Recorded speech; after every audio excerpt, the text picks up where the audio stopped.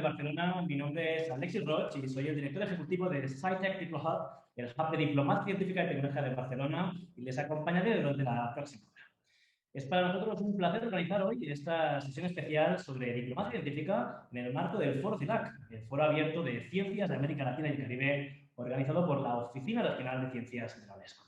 Un foro que es un espacio de referencia internacional en el debate sobre la formulación de políticas de ciencia, tecnología e innovación en la línea con los objetivos de desarrollo sostenible. La crisis climática contiene una paradoja temporal. Sus efectos serán más intensos en la segunda mitad del siglo XXI, pero resolver el problema requiere actuar en lo inmediato.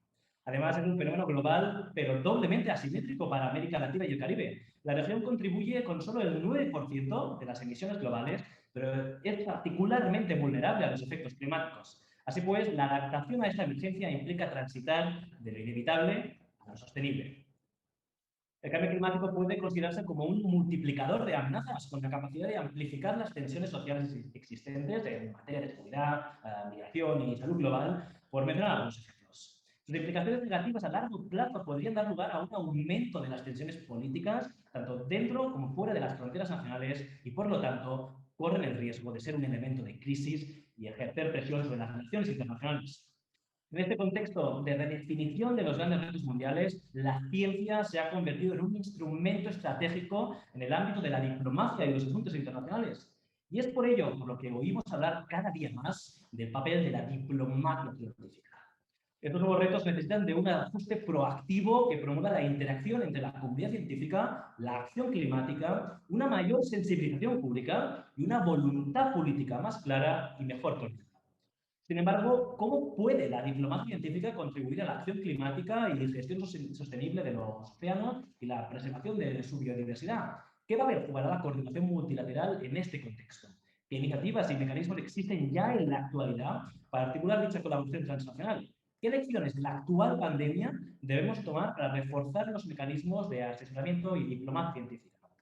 Para dar respuesta a estas y muchas otras cuestiones, hoy tenemos el privilegio de estar acompañados de 5 expertas internacionales en el campo de la diplomacia científica. Tenemos con nosotros a la doctora Frances Colón, ex asesora adjunta de Ciencia y Tecnología de la Secretaría de Estado de Estados Unidos, fellow del Yale Obed Public Voices on the Climate Crisis y miembro de la National Academies of Science, Engineering and Medicine Roundtable on Science and Technology for Sustainability. Buenos días, Frances. La Buenos días. doctora Clarisa Ríos Rojas, investigadora asociada en el Centro para Estudios de Riesgo Existencial en la Universidad de Cambridge, en Reino Unido, y asesora del Ministerio de Medio Ambiente de Perú, la Comisión Europea, el Centro de Ginebra para Políticas de Seguridad y la Organización Mundial de la Salud, entre otras organizaciones. Buenos días, Clarisa. La doctora Sandra López Marchés, investigadora senior y jefa encargada del Departamento de Biología y Biotecnología en el Instituto Conmemorativo Gorgas de Estudios de la Salud, miembro del Sistema Nacional de Investigación de la Secretaría Nacional de Ciencias de Tecnología de Panamá y asesora de la Estrategia Nacional de Diplomacia Científica de dicho país. Buenos días, Sandra. Y la doctora Melania Guerra, Nippon Fellow en la División de Asuntos Marinos de las Naciones Unidas y profesora asociada en Gobernanza del Cambio Climático y consultora en Diplomacia Científica en la Universidad para la Paz. Muy buenos días. Bienvenidas y muchas gracias por acompañarnos hoy. Entonces, desde tu experiencia, ¿cómo puede la diplomacia científica contribuir a un futuro más sostenible? ¿Qué principios deben guiar las actuaciones desarrolladas en el ámbito de la diplomacia científica? ¿Y cómo valorarías los actuales instrumentos de asesoramiento y cooperación científica existentes en América Latina y el Caribe? Gracias por la invitación, Alexis, y el Foro CILAC. Creo que la diplomacia científica lo que nos ha demostrado hasta el día de hoy es que es una herramienta para atender estos temas, estos grandes retos globales en conjunto, juntando las mejores destrezas, los mejores talentos, las mejores soluciones de todas partes del mundo. Sabemos que los retos son demasiado grandes para atenderlos como países individuales, para atenderlos como subregiones, y que quizás la experiencia del COVID es la mejor muestra de que al unirnos globalmente para atender los retos globales con la ciencia, tecnología y la innovación, es la manera de en realidad encontrar las soluciones, de colaborar a medida de que dejemos a un lado las competencias y lleguemos a esas metas de sostenibilidad. durante el COVID vimos un mundo que dejaba a un lado, los científicos dejaban a un lado el querer publicar primero que nadie, el querer adueñarse de datos. Era un momento donde todos estábamos confrontando el mismo reto, a la misma vez, con la misma intensidad, con todo lo que eso conlleva a nivel político, económico, social y de salud pública. Y nos vimos en un momento donde podíamos compartir datos, donde los científicos se llamaban y colaboraban en foros multilaterales, como mencionaste, y quedaba todo lo demás, lo geopolítico a un lado, y estábamos trabajando con un mismo fin, estábamos unidos. Fue una muestra de lo que podemos lograr con el reto del cambio climático, con el reto de sostenibilidad, con el reto de conservar los océanos. Estos son retos que van a requerir que todos dejemos a un lado las diferencias geopolíticas, de que atendamos estos retos de sostenibilidad junto con los retos, como bien dijiste, de tensiones a veces geopolíticas. Tenemos la oportunidad a través de sí, lo que hemos construido hasta el día de hoy, a través de estas redes multilaterales, a través de estas redes de científicos, hemos articulado redes que quizás había comienzo antes, pero ahora son una realidad. Ahora sí tenemos esta comunicación, que sí fluye y que sí nos vemos nos vemos con otra perspectiva. Entonces este es el momento de en realidad agarrarnos de esas puertas que se han abierto, de utilizar el foro CILAC, de utilizar las reuniones multilaterales que vienen de cambio climático, de entendernos como región, pero entendernos como región en el marco global y decir, ok, en este momento, ¿cómo es que vamos a utilizar lo que sí tenemos, lo que hemos logrado y lo que ahora entendemos de una manera diferente para lograr las soluciones globales que necesitamos? Los mecanismos que han existido fueron buenos fundamentos, pero quizás no eran todo lo que necesitábamos. En particular, lo que invertíamos en la investigación y el desarrollo. Lo que invertíamos en integrar la ciencia en nuestros procesos de relaciones internacionales. Cómo adiestrábamos a nuestros diplomáticos. Cómo creábamos oportunidades dentro de las cancillerías y en los ministerios de ciencia y tecnología. Y cómo esas instituciones trabajaban juntas, cómo estas distintas divisiones de los gobiernos ahora quizás se pueden ver de otra manera. La diplomacia científica ahora la podemos ver desde una perspectiva, quizás desde la diplomacia de la salud pública, de cómo hemos desarrollado diplomacia de vacunas, cómo vamos a lograr que el mundo ataque estos problemas en conjunto. Y creo que los marcos que teníamos eran insuficientes y ahora tenemos una gran oportunidad de entender este problema desde otra perspectiva y desarrollar nuevos mecanismos con esos fundamentos. Muy interesante, Frances, esta visión de oportunidad y cómo la crisis de la COVID-19 ha sido un ejemplo de colaboración científica a escala internacional y de diplomacia científica y cómo esto lo podemos extrapolar a otras disciplinas de la ciencia, a otros retos que sin duda vamos a tener que hacer frente en los próximos años. Hablando de otros retos, los océanos constituyen un activo clave para mitigar los efectos del cambio climático. Melania, como experta en este campo, ¿cómo puede la diplomacia científica, en tu opinión, contribuir a la gestión sostenible de los océanos y la preservación de su biodiversidad? ¿Qué iniciativas y mecanismos existen ya en la actualidad y en particular en la región latinoamericana y el Caribe para articular una mayor colaboración transnacional en este contexto? Gracias, Alexis. Me encanta continuar lo que decía Frances, porque justamente todos los principios que ella hablaba sobre colaboración, sobre retos globales, se ven ilustrados perfectamente en el caso del océano. Esas olas que están chocando contra la costa donde está Frances ahorita, es el mismo océano que choca contra las costas del Reino Unido, donde está Clarissa, y que llega hasta las aguas del Canal de Panamá, a donde está nuestra compañera Sandra. Entonces, es el mismo océano que a través de esos procesos de las corrientes transporta calor, transporta nutrientes, transporta vida, que hace que se regule el clima a nivel global. Entonces el océano y explorar el océano, hacer ciencia en el océano, requiere de esa colaboración global que hablaba ahorita Frances. En mi caso, como científica de océanos, estuve muchísimas veces en barcos donde se colaboraba, en el caso del Ártico, por ejemplo, entre dos países inmensos como Rusia y Estados Unidos, porque hacer ese tipo de exploración, hacer ese tipo de ciencia, requiere muchísimos fondos, requiere muchísimo expertise, requiere de expertos y de personas que sean muy dedicados a conocer esos lugares tan recónditos, requiere tecnología. Así que esto solo lo podemos hacer como una sociedad global. En el caso de la ciencia, los mecanismos legales y los marcos legales para protegerlos son complicados, porque un 45% del océano a nivel global son aguas internacionales, constituyen un bien global que no podemos dividir, no podemos partir, no podemos decir que los beneficios solo regresan a las personas que trabajan en pro del océano.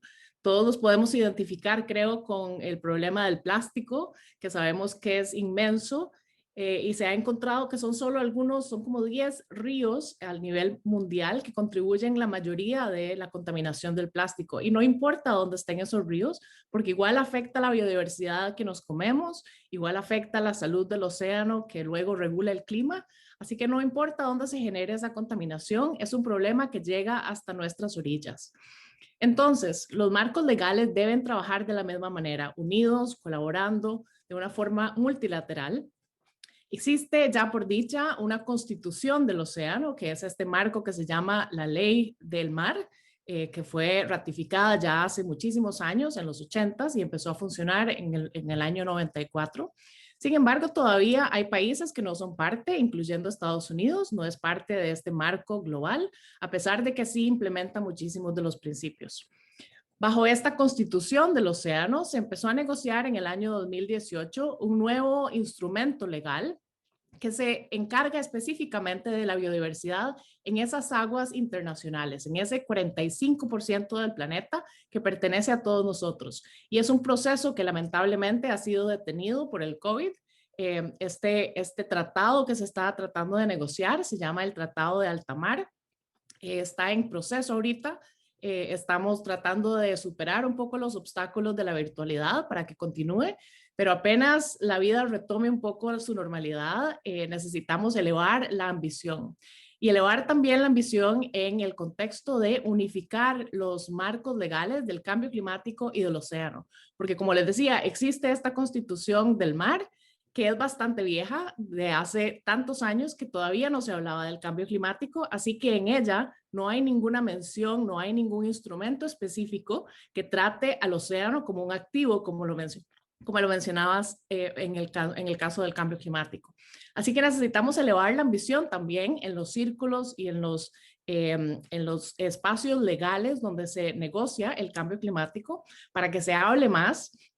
Yo no sé si ustedes saben que en el Acuerdo de París solo se menciona la palabra océano una sola vez en el preámbulo y se menciona en el contexto de otros ecosistemas, como si fuera simplemente uno más de los muchos que está afectado, cuando en realidad es el que contiene muchísimas de las soluciones.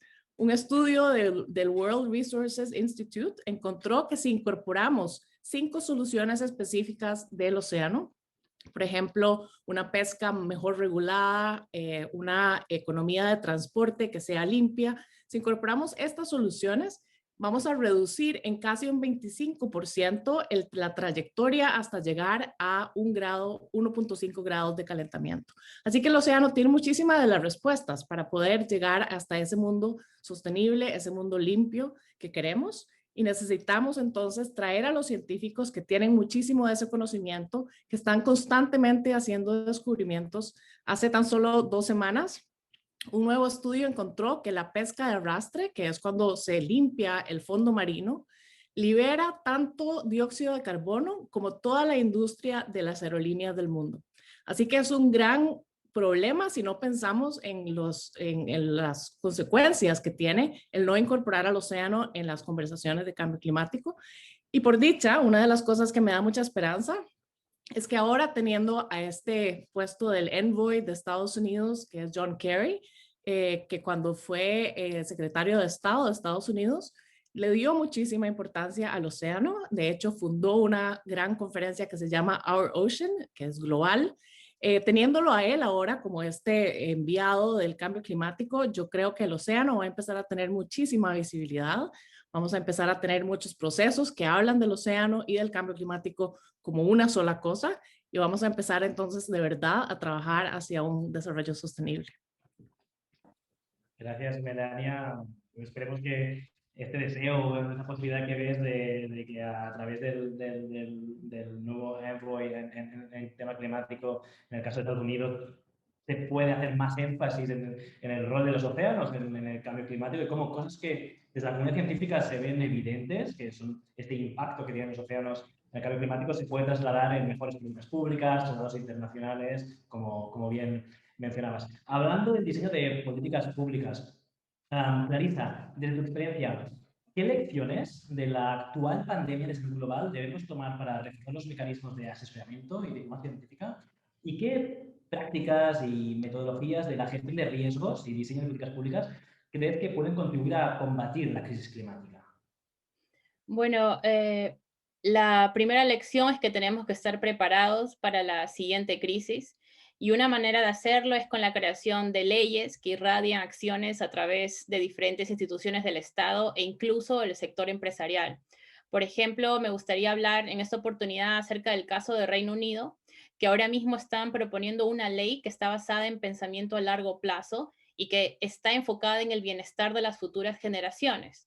Y lo que se está buscando es poder crear esta ley y ahí incorporar diferentes, en mi caso, como vengo del Centro para el Estudio de Riesgo Existencial, nosotros estamos dándole consejo científico acerca de, por ejemplo, esos eventos, esos tipos de crisis, por ejemplo, el mal uso de la tecnología de la inteligencia artificial o la creación de bioweapons y cosas por el estilo. Y lo que me gustaría resaltar de esta iniciativa es de que algunas de las cosas interesantes que están proponiendo en esta ley, que todavía no ha sido aceptada porque está siendo discutida a nivel de la Casa de Lords, es que, por ejemplo, ellos proponen la producción de evaluaciones de impacto de diferentes actividades económicas en las generaciones futuras. También plantean crear un comité conjunto para asegurar el bienestar de las futuras generaciones, que estaría formado por 6 miembros de la Casa de Lords y 100 miembros de la Casa de Commons. También otra de las ideas que tienen es tener informes de riesgo de tendencias futuras para estar a la par de todo lo que está pasando y utilizar el foresight o los estudios de perspectiva para poder uno adelantarse y pensar acerca de los futuros escenarios que podrían pasar. Entonces, ¿cómo podemos prevenir que eso suceda, ¿no?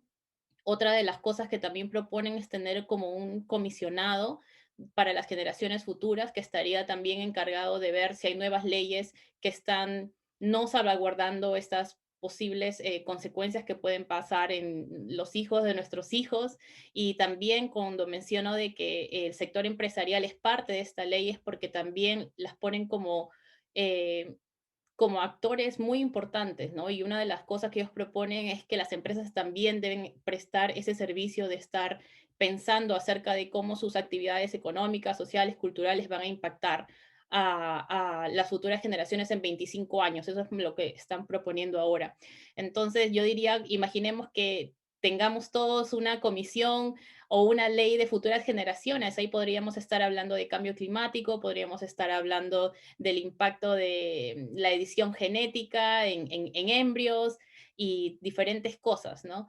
Y con tu pregunta acerca de qué metodologías podemos utilizar para combatir la crisis climática, también quiero traer a colación otra cosa que yo he visto acá en Reino Unido, que es que el mismo gobierno ha comisionado a un economista bastante conocido, y él ha creado el reporte biodiversidad.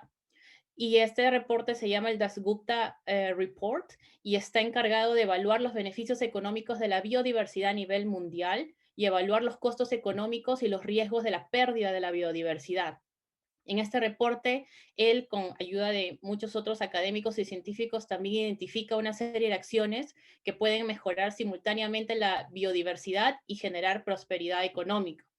Y este reporte no solamente es usado por Reino Unido, pero también es usado en la reunión de la Conferencia de las Partes del Convenio sobre la Diversidad Biológica. Y quería mencionar rápidamente 3 de los puntos más importantes que este reporte menciona. Uno es asegurar que nuestras demandas a la naturaleza no exceda su oferta. 2, cambiar nuestras medidas de éxito económico para guiarnos en un camino más sostenible. Y 3, transformar nuestras instituciones y sistemas, en particular nuestros sistemas financieros y educativos, para permitir estos cambios y sostenerlos para las generaciones futuras. Y bueno, colegas de mi centro han sido parte de la producción de este reporte y por eso es que estoy feliz de compartir tal vez en el chat los links para que puedan tal vez verlos como estudios de caso, ¿no? Como study cases que podríamos pensar en cómo llevarlo a nuestros países, cómo hacerles diferentes, tal vez adaptarlos, ¿no? Diferentes tweaks, ¿no? Diferentes cambios para adaptarlos a lo que nosotros necesitamos, cuáles son nuestras prioridades, porque el riesgo que se ve en Reino Unido es diferente al riesgo que tú vas a tener en Cuba o en Perú o en Vietnam. Entonces creo de que necesitamos una conversación global, pero también una conversación a nivel de gobierno local. Muchísimas gracias, Clarisa. Súper interesantes las mejores prácticas que nos trasladas desde Reino Unido y cómo eso puede aplicarse en cualquier otro país del mundo, y en especial en el caso que nos ocupa en Latinoamérica y el Caribe. Y además, añadirla, como bien comentabas, todos los problemas, esta previsión de riesgos futuros, son problemas globales al final y que nos afectan a todos, y tiene esta componente de diplomacia científica, como desde cada país, desde cada región o territorio podemos prever las consecuencias de estos retos, pero a la vez coordinarnos para trabajar conjuntamente, porque al final nos afecta a cada uno de los países. Sandra, Panamá cuenta desde hace años con una estrategia de diplomacia científica, tecnológica y de innovación. Tú has tomado parte activa en el diseño de estrategia.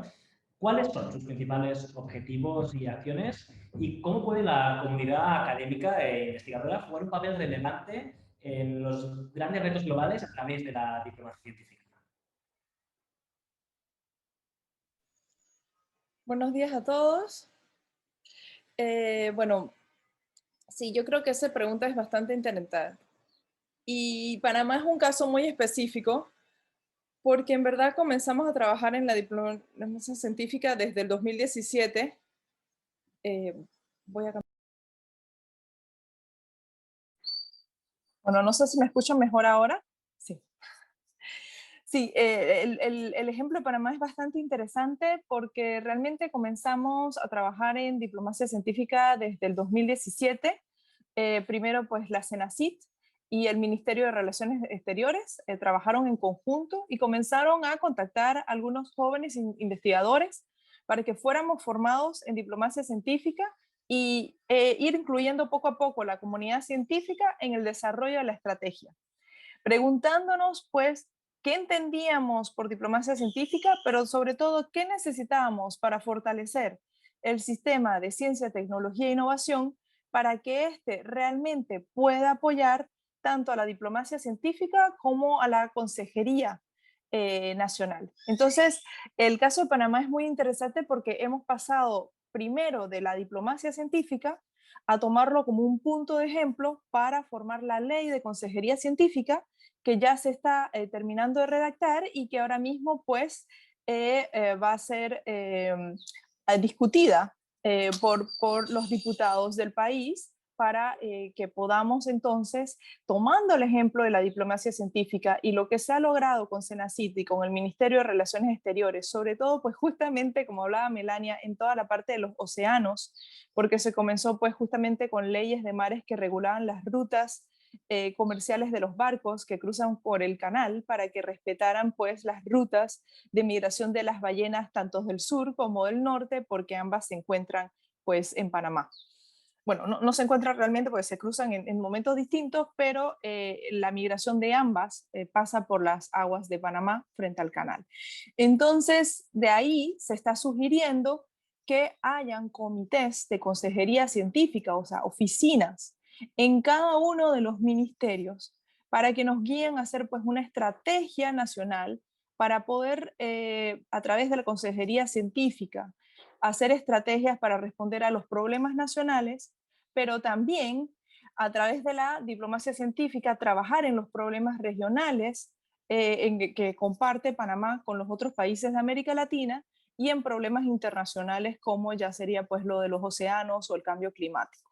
Entonces, ahí nosotros, los científicos, tendríamos un rol bastante importante, porque algo que sugerimos en la ley y también en la estrategia es que se necesitan diplomáticos que estén formados en diplomacia científica y que puedan comunicarse con los científicos, que conozcan el sistema de ciencia, tecnología e innovación del país para poder saber pues, qué expertos van a necesitar contactar según el problema que desean solucionar. Y del otro lado, pues tendríamos algunos científicos que ya formarían de una manera pues ya más a tiempo completo como parte de la oficina de consejería científica, esto tomando algunos ejemplos como se ha hecho en México, como estaba hablando a veces pues Alma Cristal Hernández, y el tercer grupo que participaría pues es lo que hemos hecho nosotros desde el 2017, que vamos a decir que son científicos, investigadores o académicos, o pueden estar también pues en investigación en empresas privadas, que sean expertos en temas, que participemos en la discusión, participemos en la estrategia, participemos de una manera pues más bien voluntaria, porque esto no sería nuestro trabajo a tiempo completo, pero que estaríamos pues en una lista que según los temas ellos ya sepan exactamente cuáles son los expertos que pudieran aportar a discutir estos problemas. Y según la complejidad del problema y la estrategia o el informe, o sea, la importancia del informe que se desee presentar, pues nos pedirán estar trabajando en ello voluntariamente o a tiempo completo por un tiempo definido, que finalmente yo creo que esa es la estrategia que prefieren para estar seguros que podamos pues poner lo máximo de nuestros conocimientos para solucionar o por lo menos proponer soluciones a los problemas en un tiempo un poquito más eficiente. Entonces realmente yo creo que los científicos tenemos un rol muy importante que jugar en la diplomacia científica, pero es muy importante hacer entender que los científicos no podemos tomar el rol de los diplomáticos. O sea, tenemos que trabajar de la mano y tenemos que ambos aprender a comunicar en el lenguaje del otro, porque por supuesto el lenguaje científico es muy diferente del lenguaje diplomático. Nuestras metas también a veces son distintas, entonces tenemos que encontrar cuáles son las metas comunes para responder y solucionar y proponer lo mejor posible al país y a la región. Entonces yo creo que ahí pues hay todavía unos cuantos desafíos, porque lo que era muy interesante con lo que dice Clarisa es que todavía no estamos acostumbrados en nuestra región a pensar a muy largo plazo. O sea, estamos mucho más acostumbrados a tener estrategias de 5, máximo 10 años. Las estrategias de 25 a 30 años, pues muy pocas veces realmente las seguimos y las continuamos cuando hay cambios de gobierno. Entonces yo creo que ahí uno de los desafíos más grandes que yo he sentido en la pandemia estuvo el lado pues muy positivo de la colaboración científica, muy positivo de la información rápida de datos con un acceso abierto, pero también estuvo la parte un poquito negativa, donde algunas soluciones, pues los países se cerraron y priorizaron, o sea, de un lugar pues se entiende, de una manera se entiende, pero de otra manera finalmente no se puede resolver una pandemia si uno ayuda solo a su país y no a los países alrededores. Entonces, sí hemos visto que tanto en la parte de diagnóstico como en la parte de vacuna, pues el acceso no siempre ha sido de una manera justa e igualitaria. Entonces ahí pues tanto la diplomacia científica necesita fortalecer esos programas colaborativos y programas de acceso a las ciencias y a las soluciones que den las ciencias para que realmente entonces podamos tener y llegar al desarrollo sostenible a nivel mundial, porque muchos de los problemas que tenemos que solucionar, y no solo el cambio climático, porque creo que uno de los más importantes va a ser el problema del acceso al agua, pues no lo vamos a poder solucionar si seguimos pensando de una manera egoísta y no seguimos pensando pues como una sola comunidad humana en un solo planeta. O sea que finalmente pues seríamos uno solo. Sé que es bastante utópico para algunos, pero yo creo que sería la meta que necesitamos para realmente, pues como dice Clarisa, poder aportar un mejor futuro a las generaciones que van a venir después de nosotros. Así que, bueno, creo que pues muchos países están siendo ejemplo para Panamá y también pues Panamá siendo el primer país que tuvo una estrategia de diplomacia científica a nivel latinoamericano, pues también esperamos pues ser un ejemplo para los demás países. Seguro que es el caso, Sandra. Muchísimas gracias. Muy interesante el caso de Panamá y muy relevante tu observación en cómo el lenguaje que hablan científicos y diplomáticos o políticos es distinto y hace falta crear esos nexos de política y ciencia para articular mejores políticas públicas, tener visión a largo plazo, también para entender que los tiempos de la producción científica y de los retos políticos son distintos y que ahí hay un reto a solucionar y que hace falta que ambas partes entiendan que pues, una negociación diplomática tiene unos tiempos y la producción de un descubrimiento científico tiene otros, que los retos a los que hacemos frente, como bien comentabais varias de vosotras, tienen otros horizontes temporales aún más lejanos, pero a la vez nos impactan en el día a día. Entonces, seguro que muchas de las políticas públicas a desarrollar en los próximos años en esta interfaz entre ciencia y política o ciencia y diplomacia deben tener estos puntos que comentabas en cuenta. Tenemos muchas preguntas en el chat de esta sesión. Les animamos a seguir participando en el chat. Vamos a intentar responder a tantas como nos dé tiempo, pero antes me gustaría preguntar a todos nuestros panelistas, en vuestra opinión, ¿qué retos y oportunidades plantea la diplomacia científica en países emergentes y en particular en la región de América Latina y el Caribe? ¿Cuáles son sus principales activos y debilidades en estos momentos? ¿Y qué horizonte vislumbran para la agenda del desarrollo sostenible? Podemos quizás seguir el orden que hemos seguido antes, pero sentiros libres de hablar. Frances. Gracias, Alexis. Mira, yo veo que en años pasados la diplomacia científica se veía como algo que le pertenecía a países desarrollados, a países de los G7, a los G20. Y hoy en día entendemos mejor que los retos globales requieren que todos estemos en esa mesa global de soluciones. Creo que se pueden desarrollar estrategias de diplomacia científica que sean articuladas específicamente para los países en desarrollo. El ser un país pequeño, el ser un país de una economía más pequeña, no quiere decir que uno no puede desarrollar algo apto para ese contexto. Y hay distintas maneras de hacerlo. Se pueden desarrollar redes de científicos que pueden colaborar directamente con el gobierno a tiempo parcial, como dijo Sandra, que estén on call, ¿no? que estén listos para prestar su expertise en distintos temas. Se pueden desarrollar adiestramientos en las universidades donde ya concientizamos a los científicos de la manera en que pueden pensar, no solamente en sus temas de interés de investigación, pero también en cómo estos temas contribuyen al desarrollo del país y al desarrollo de la sociedad. Se puede comenzar hay que integrar el conocimiento científico con la comunicación, con el entender conceptos económicos del país, de la región, del mundo, como también hay que entender estos temas geopolíticos y cómo influyen.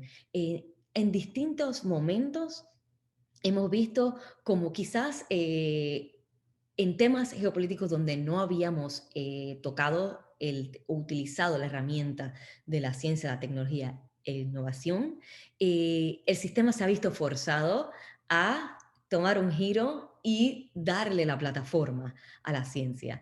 O sea, llegó el momento durante el COVID donde ya no las soluciones geopolíticas no daban más. Entonces se comenzó a hablar de la importancia de la ciencia, Science is Back, los científicos tomaron un rol muy prominente en los Estados Unidos. Nadie quería escuchar a alguien que no fuera el doctor Anthony Fauci, el mayor inmunólogo del país. Eso fue un giro gigantesco, escuchar sobre material genético, inmunología, en las noticias, en la televisión, 24 horas al día.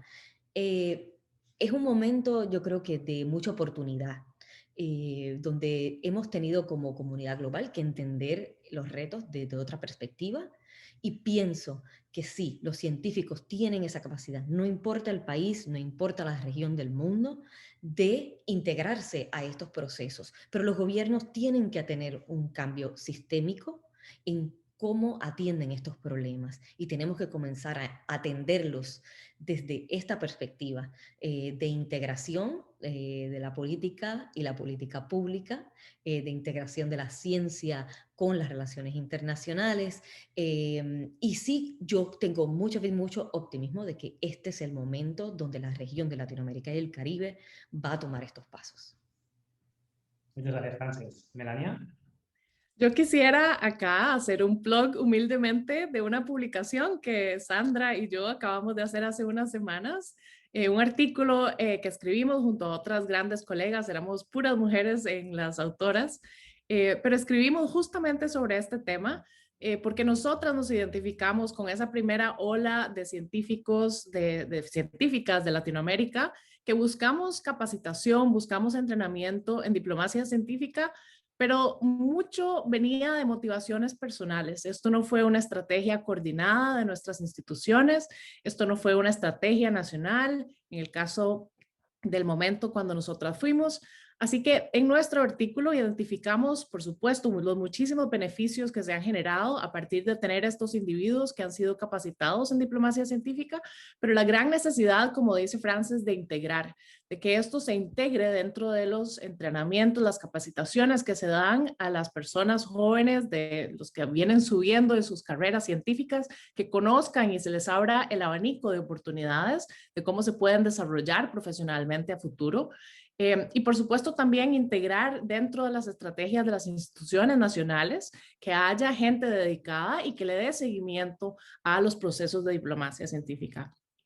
Luego, por supuesto, creo que es muy importante enfatizar que los científicos no solo beneficiamos al país cuando nos encontramos trabajando en nuestro país de origen. Sandra es un caso, por supuesto, muy particular y muy especial, que trabaja desde Panamá, pero tanto Clarisa como yo, por ejemplo, pertenecemos a la diáspora de nuestros países latinos. Y eso no significa que dejamos de ser embajadoras de nuestros países cuando trabajamos en estos otros lugares. Yo siempre digo que yo ya no creo en este concepto de la fuga de cerebros, porque aún cuando yo estaba trabajando en Groenlandia, yo sentía que mi trabajo beneficiaba directamente a mi Costa Rica natal. Entonces, no importa dónde nos estemos desarrollando los trabajos, las investigaciones que realicemos, a dónde los hagamos, al fin y al cabo somos embajadores de ese pequeño pedacito de tierra de donde salimos, y en nuestros países necesitan conectarse, nosotros necesitamos conectarnos entre nosotros en la diáspora, pero también con las instituciones que se encuentran de regreso en casa. Entonces yo creo que buscar maximizar el potencial de la diáspora es una gran estrategia que hace falta a que nuestros países se enfoquen más. Tenemos muchísimos latinos trabajando en el resto del mundo, que si nosotros de verdad buscáramos una pequeña manera de contribuir de vuelta a nuestros países y nos uniéramos entre todos, creo que podemos generar mucho beneficio para la región. Seguro que debemos hablar más de circulación de cerebros y no tanto de fuga de cerebros como bien dices, Melania. ¿Clarisa? Bueno, en colación de lo que dice Melania, me gustaría simplemente, si no conocen todavía acerca de Ecpapalec es una organización que hace eso, que conecta a los latinoamericanos con profesionales que están en el extranjero para que esa fuga de talentos, entre comillas, se convierta en una transferencia de conocimiento, desde una persona que está un poco más avanzada en sus carreras a las personas que no tienen por qué empezar de cero como nosotras, ¿no? Y esa es más o menos la idea de Ecpapalec. Y bueno, ahí hacemos mentorías profesionales. En relación a tu pregunta de retos y oportunidades, yo quería enfatizar en relación al financiamiento.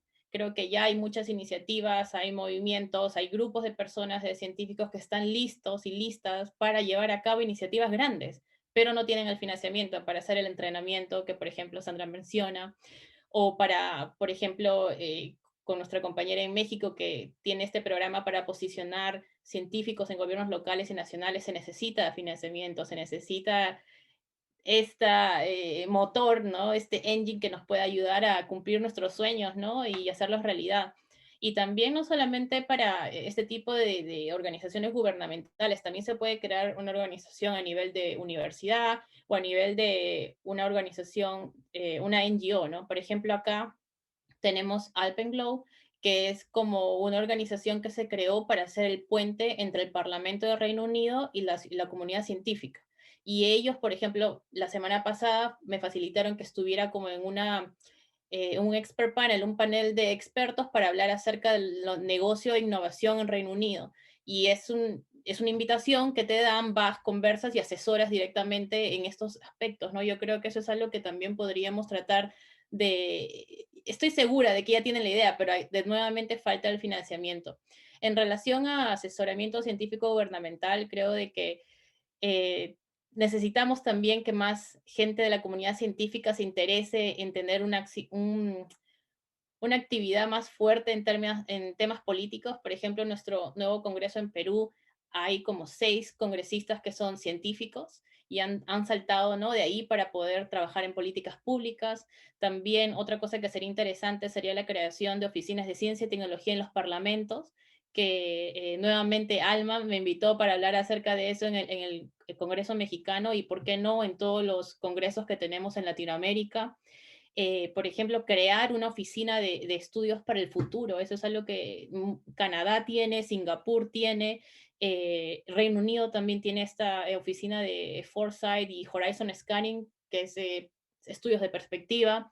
Y creación también, creo yo, en las universidades, así como tenemos las oficinas de transferencia tecnológica, ¿por qué no tener oficinas de transferencia de políticas públicas? Que sea una oficina que esté encargada de ver qué conocimiento está siendo producido en las universidades para ver cuál es la necesidad en el gobierno local, regional, internacional y ver cómo empatamos, ¿no? Creo que esas oficinas también necesitan crearse para ver cuál es el Te potencial. estás poniendo muchos deberes, ¿sí, Clarisa?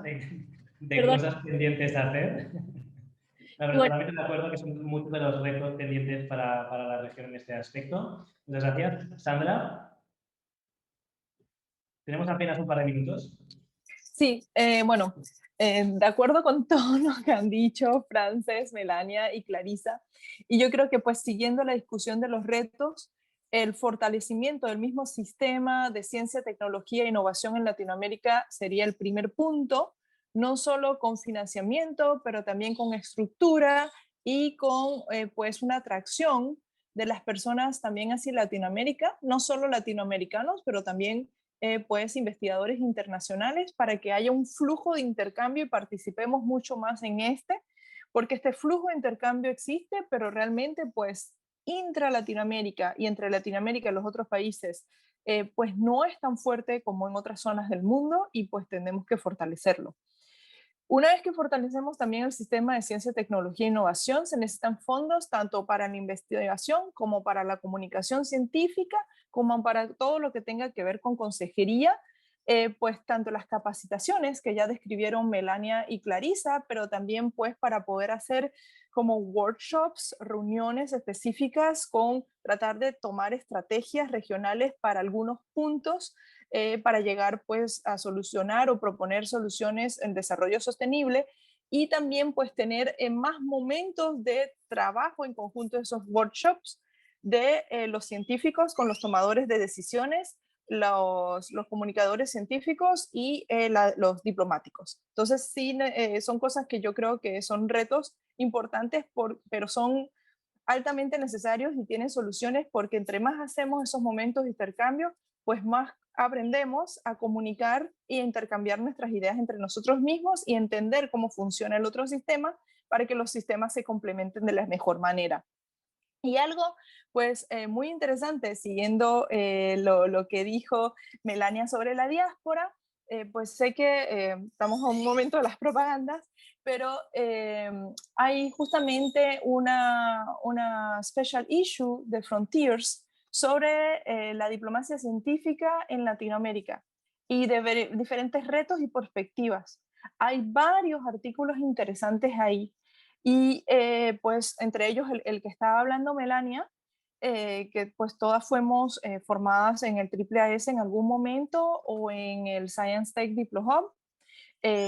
Pero ahí hay un artículo, por ejemplo, con los compañeros de la Global Young Academy, con Paulina Cardoma, que también es parte de la diáspora pues, chilena en Estados Unidos. Y lo que discutíamos era justamente cuáles eran los retos y los problemas que tenían los jóvenes investigadores en Latinoamérica o latinoamericanos fuera de Latinoamérica, cómo podíamos utilizar toda esta fuerza y toda esta energía de esta juventud altamente formada para que, y lo habíamos dividido pues según las movilidades, y cómo podíamos justamente incluir la diáspora, las organizaciones de científicos regionales e internacionales, las organizaciones de conservación, los entes internacionales como la UNESCO, la ONU, el PNUD, para que todos entonces en conjunto trabajen. Así que yo creo que hay varios desafíos, pero soy bastante positiva que si queremos trabajar en conjunto y nos damos cuenta que los problemas son regionales y globales y que juntos los podemos solucionar, pues creo que conjundiendo todas las experticias y haciendo colaboraciones multidisciplinarias y multinacionales, pues se puede lograr. No, no cabe duda. Creo que puede ser interesante que compartierais en el chat de esta sesión algunos de los artículos que estáis comentando. Desafortunadamente no tenemos tiempo para más preguntas y deberemos dejarlo aquí. Muchísimas gracias, Frances, Melania, Clarissa, Sandra, por esta conversación tan interesante. Estoy seguro que nuestra audiencia lo ha visto tanto como nosotros mismos. Como hemos visto hoy, la ciencia, la tecnología y la innovación se han consolidado como uno de los principales motores del avance social y económico, articulando un lenguaje común y revitalizando la Alianza Mundial para el Desarrollo Sostenible. En este contexto, la diplomacia científica se plantea necesariamente como colaborativo de agentes gubernamentales y no gubernamentales, de actores públicos y privados y de los diversos niveles de gobernanza, de los organismos multilaterales, a los gobiernos nacionales, regionales y locales, y que permite articular una estrategia para posicionar el conocimiento científico y las nuevas tecnologías como herramienta para el bien común. Queda claro, pues, que la cooperación científica transnacional también puede jugar un doble papel en la construcción de capacidades científicas, como bien comentábamos hoy, en América Latina y el Caribe en este siglo XXI, porque, por un lado, puede ayudar a los países a fortalecer sus sistemas de investigación, desarrollo e innovación nacionales y a coordinar sus instrumentos de política científica, pero por otro puede servir conjunto de anclaje para fortalecer alianzas en ciencia y tecnología entre los países de la región y potenciar una mayor cooperación con otras regiones del mundo. América Latina y el Caribe tienen hoy la oportunidad de movilizar su capital científico y tecnológico a favor de una estrategia global, contribuyendo a una mejor gestión de la crisis climática, de futuras pandemias o de otros grandes retos, posicionándose como un socio fiable e influyente mediante la diplomacia científica. Me gustaría aprovechar esta oportunidad para recordarles que ya está abierto el periodo de inscripciones para participar en la Escuela de Verano de Diplomacia Científica. Esta formación universitaria, pionera en el mundo, tendrá lugar en formato virtual durante este mes de julio, organizada por SciTech DiploHub y el Instituto de Estudios Internacionales de Barcelona, junto con otras instituciones de prestigio internacional, y les permitirá certificarse en diplomacia científica y profundizar en muchos de los temas que hemos estado tratando hoy. Encontrarán toda la información en el enlace del chat de esta sesión. Gracias por acompañarnos hoy. No duden en visitar el stand de SciTech DiploHub en esta plataforma virtual del Foro CILAR. Muchas gracias y hasta pronto.